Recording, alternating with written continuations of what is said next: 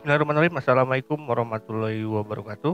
Welcome back again in my YouTube channel Adam Farisal. Silahkan sebelum nonton video ini Anda untuk subscribe, like, and comment, dan juga share kepada berbagai media sosial Anda. Baiklah, saat ini kita lanjutkan lagi dari customer behavior. Babnya tentang pembentukan dan pengubahan sikap. Ini ada dalam kepribadian seorang konsumen. Jadi ini betul-betul ada dalam internal customer atau inside customer. Jadi kalau kita bahas tentang customer itu adalah kita mempelajari bagaimana sikap mereka. Nah, sikap itu penting bagi seorang pemasaran untuk mengidentifikasi, untuk mengenali sikap akan konsumen tersebut. Sikap terhadap apa? Sikap terhadap produknya. Produk itu kan banyak, ada brand name, ada packaging, ada feature, ada fungsional produk itu sendiri dan sebagainya. Oke, sekarang kita langsung ke definisi. Definisi tentang sikap adalah kecenderungan yang dipelajari dalam berperilaku dengan cara yang menyenangkan atau tidak menyenangkan terhadap suatu objek tersebut. Di sini ada pengalaman. Karena pemasaran itu adalah kita mempelajari tentang pengalaman. Nah, sikap yang dimiliki oleh seorang konsumen itu ada kecenderungan. Jadi kalau kecenderungan berarti ada arah ya, bisa berubah juga gitu ya. Atau ada pola, ada pattern yang ada dalam konsumen. Jadi kita bisa pelajari itu. Gitu. Walaupun perubahannya cukup dinamis dalam seorang konsumen, tapi ada kecenderungan gitu. Ada suatu pola yang sama, ada pattern yang sama. Nah, yang kita pelajari adalah pola konsumen yang jangka panjang. Kita nggak mempelajari konsumen jangka pendek. Kenapa? Karena kecenderungannya berubah cepat sekali. Makanya kita melakukan riset pemasaran terhadap konsumen dalam jangka panjang. Nah, ada kecenderungan yang dipelajari dalam berperilaku mereka. Ada dua kan, gitu ya. Baik yang menyenangkan atau yang tidak menyenangkan. Menyenangkannya kita pelajari, apa sih yang mereka senangi akan suatu produk, apakah yang mereka senangi akan suatu brand, apa yang mereka senangi terhadap iklan, apa tidak menyenangkannya. Jadi kita bentuk itu, baik yang menyenangkan atau yang tidak menyenangkan. Nah, jadi kita lihat sekarang, dapat kita simpulkan, dapat berapa kita ambil poinnya dari apa yang dimaksud dengan sikap tersebut. Ada sikap tadi, sikap adalah suatu objek, ya, mempelajari tentang suatu objek, karena bisa jadikan suatu objek ya, sikap itu. Yang kedua adalah sikap adalah kecenderungan yang dipelajari. Yang berikutnya, yang ketiga adalah sikap mempunyai konsistensi gitu. Ya, orang akan bersikapnya sama kan. Secara komunitas akan sama, secara bersama-sama akan memiliki sikap yang sama. Kalau satu orang mencoba satu produk, misalkan satu makanan kuliner, mungkin ada sikap yang sama, ada suatu urusan yang sama akan suatu produk tersebut. Karena sikap itu adalah bagian dari budaya, karena masyarakat atau konsumen adalah bagian dari budaya tersebut. Yang berikutnya lagi adalah sikap terjadi dalam situasi tertentu. Ada momentumnya, jadi tergantung momentumnya juga. Jadi ada yang bisa berubah akibat suatu momentum, atau ada sentimen negatif ya, tiba-tiba orang bisa berubah sikapnya. Ada suatu tindakan atau ada suatu ya kejadian lah gitu ya terhadap suatu produk atau suatu jasa dan sebagainya gitu ya. Kalau ngomong tentang people-nya, tiba-tiba ada sentimen negatif nih gitu. Tiba-tiba ada viral yang tidak menyenangkan, orang akan berubah sikap cepat. Jadi seorang pemasaran harus bisa mendirect nih tugasnya gitu, mendirect sikap dari konsumen yang ada. Ada model yang sederhana kita pelajari dalam sikap ya, dalam 3 komponen. Yang pertama adalah kognitif, afektif, dan konatif. Itu berputar terus, siklusnya sama, kognitif, afektif, konatif, dan sebagainya. Itu 3 sikap komponen. Jadi sikap itu dipengaruhi oleh 3 model tersebut, 3 komponen itu tersebut. Pertama adalah kognitif. Sikap dipengaruhi oleh pengetahuan dan persepsi yang diperoleh berdasarkan kombinasi pengalaman langsung dengan objek sikap dan informasi yang berkaitan dengan sumber. Kognitif adalah berpikir. Pikiran konsumen itu berdasarkan dari knowledge yang dia memiliki. Jadi knowledge yang di awal yang mereka punyai, atau suatu pembekalan knowledge yang mereka punyai gitu ya, dan juga persepsi. Dan di dalam pemasaran kan kita memberikan suatu persepsi yang sama juga pada konsumen. Jadi melakukan suatu tune in terhadap suatu produk atau jasa sehingga iklannya match. Dengan apa? Dengan persepsinya gitu. Ya karena dari awal orang akan berpersepsi terlebih dahulu. Hanya seorang pemasaran menghindari terjadinya salah persepsi. Seperti dia jadi salah persepsi, maka kita lakukan adalah survei, wawancara lagi. Sebelum ada membuat iklan tersebut, membuat produk tersebut, kita lakukan wawancara dulu. Risetnya terlebih dahulu lebih baik dulu lah. Basicnya riset penting sekali agar tidak salah perception. Pengetahuan dan persepsi yang diperoleh berdasarkan kombinasi pengalaman langsung dia dengan objek sikap dan informasi yang berkaitan dengan berbagai sumber. Jadi ada internalnya dan ada eksternalnya. Internalnya tadi ada pengetahuan, ada persepsi, ada pengalaman langsung ketika dulu dia pernah mencoba produk atau jasa tersebut, dan juga ada faktor eksternal tadi. Ada faktor stimulus dari eksternal. Apakah omongan netizen gitu ya, membentuk satu opini tertentu gitu ya, membentukkan opini lah gitu ya, opini publik namanya gitu. Sehingga mempengaruhi terhadap suatu reputasi terhadap produk tersebut. Yang berikutnya adalah afektif. Afektif adalah emosi dan perasaan konsumen mengenai produk atau merek tertentu.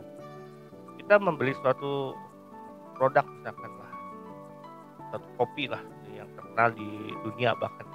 Kita kan tidak membeli satu produk, tapi Anda membeli satu emosi di situ, Anda membeli satu perasaan walaupun kopi tersebut baik kualitasnya.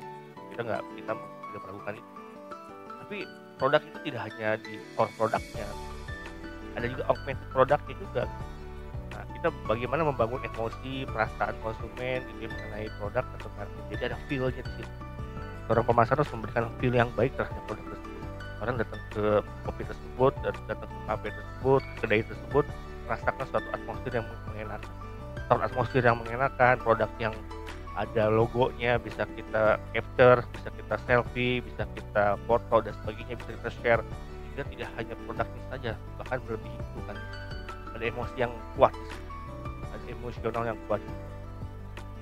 Itu juga itu yang premium, yang di low end-nya atau middle bawahnya misalkan ya ada beberapa produk misalkan kopi yang sederhana gitu ya, tapi dia memiliki suatu ikatan yang kuat. Ya sebutkan merek misalkan kopi kapal selam gitu kan. Itu dimanapun pasti ada gitu. Walaupun tahu mungkin ingredientnya seperti apa, tapi orang punya feel yang kuat sehingga dibangunnya situasionalnya yang iklannya juga yang betul-betul feel-nya kuat juga, emosional yang kuat. Dan berbagai macam bentuk produknya, silakan Anda cari lagi contoh produknya seperti apa. Yang berikutnya adalah konatif. Konatif adalah kecenderungan atau kemungkinan bahwa individu akan melakukan tindakan khusus atau berperilaku dengan cara tertentu terhadap objek tertentu. Ini konatifnya nih. Nah, jadi ada orang sikap individu itu ada kemungkinannya, ada kecenderungannya bahwa individu akan melakukan suatu tindakan khusus atau perilaku dengan cara tertentu terhadap objek tersebut.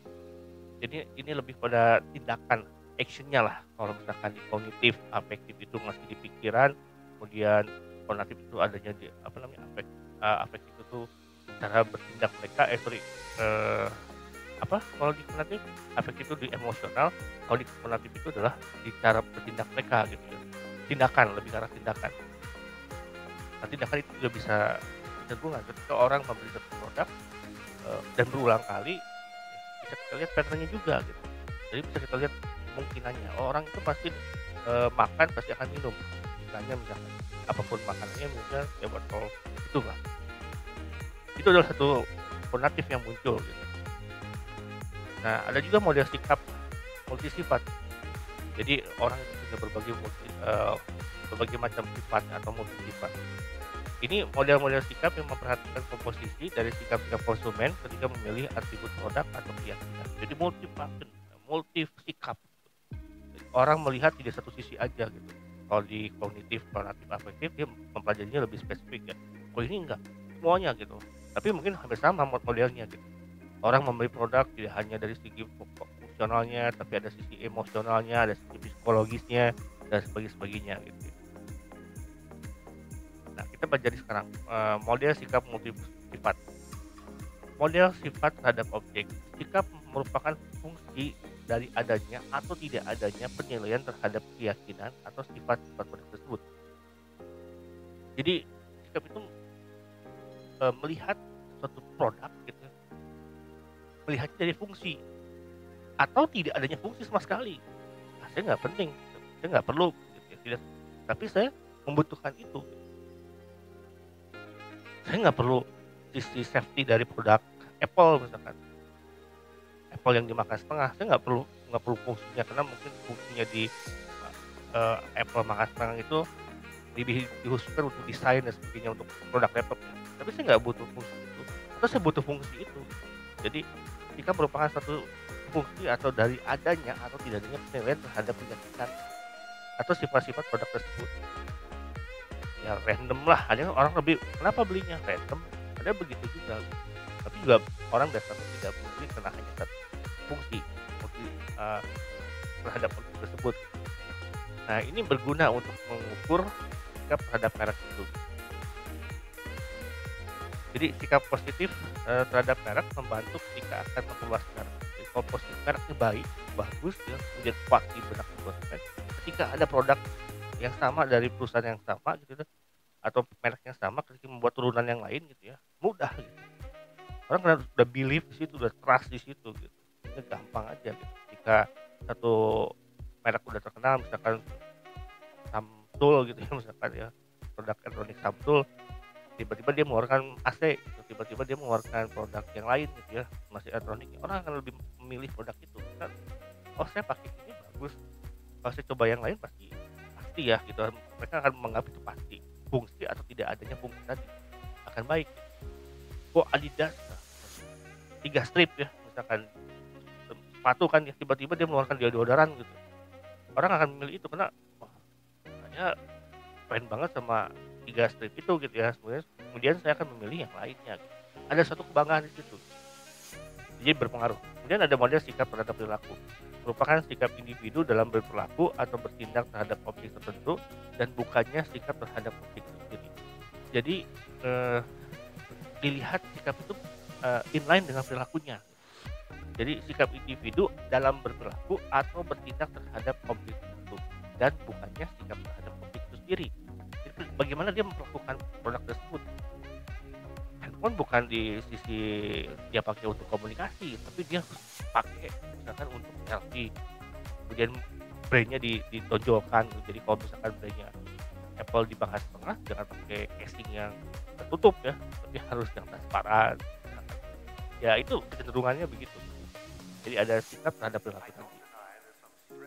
Dan lebih mendekati perilaku yang sebenarnya. Kalau perilaku kan dia action, take action gitu. Berarti dia sudah bertindak. Berarti bisa kita lihat, bisa kita judge itu adalah sesuatu yang sudah fix. Yang berikut lagi adalah tipenya adalah teori model tindakan yang beralasan.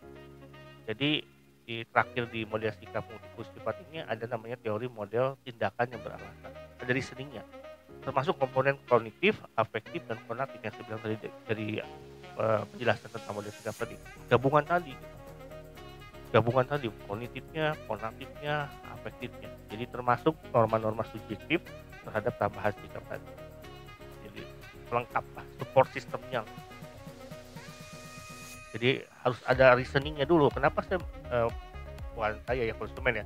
Kenapa konsumen membeli produk ini gitu. Ya, itu termasuk konsumen. Kenapa membeli ini? Hanya perusahaan memberikan manfaatnya dulu, memberikan suatu baik yang ilmiah maupun yang tidak ilmiah, makanya itu gabungan tadi. Mungkin kita juga dilihat contohnya gitu. Orang tidak akan membeli suatu produk kalau tidak ada manfaatnya gitu. Pernah terjadi waktu itu ya, ada Aqua mengeluarkan suatu produk, dia tidak berhasil karena mengeluarkan suatu produk yang minumannya putih, tidak ada manfaatnya apa-apa gitu. Ternyata berapa tahun kemudian muncul produk yang brand yang beda bermanfaat juga. Ini masalah momentum juga gitu. Kalau tidak ada manfaatnya, tidak ini, orang nggak akan beli. Tapi dikasih manfaatnya, oh ini kuat gitu ya, ini memberikan imun tinggi. Apalagi kondisi saat ini COVID ya, ini minuman ini bisa